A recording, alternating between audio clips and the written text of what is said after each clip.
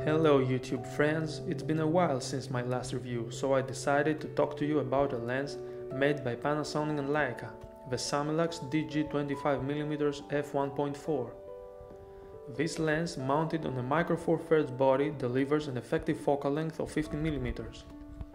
It has a maximum aperture of f1.4, which makes it ideal for use in low light and for achieving shallow depth of field.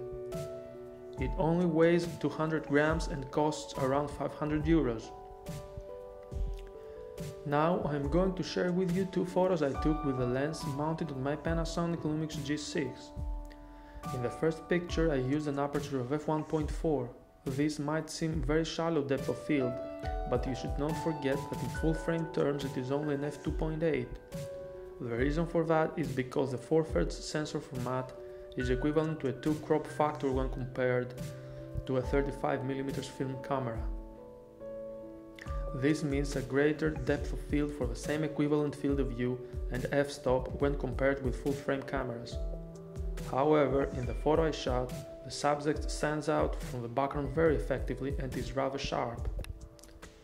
Let's move on to the next photo. Here you can see that I used an aperture of f4. The ISO was again set to 160 and I used a tripod to avoid camera shake. This time the subject is even sharper, but the depth of field is not as shallow. In my opinion, this lens performs best when the aperture is set to either f4 or f5.6, except maybe for some softness in the corners. The next couple of photos is actually a 100% crop taken from the two previous photos. I wanted to show you how the two compare.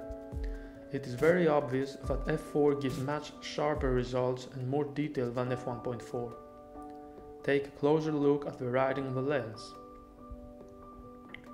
Well, is this the end of this review? Of course not. We live in a hybrid world, which means that we can very easily take a photo and video using the very same DSLR or mirrorless camera. So the next thing I'm going to talk to you about is the video performance of this lens. In this short clip, I am using the pull focus technique to change focus.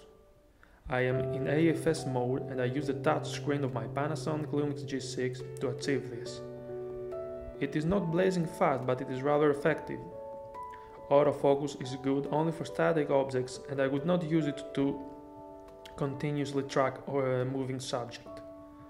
The sound of the lens when it is trying to focus is also picked up by the camera's mic, so please avoid it.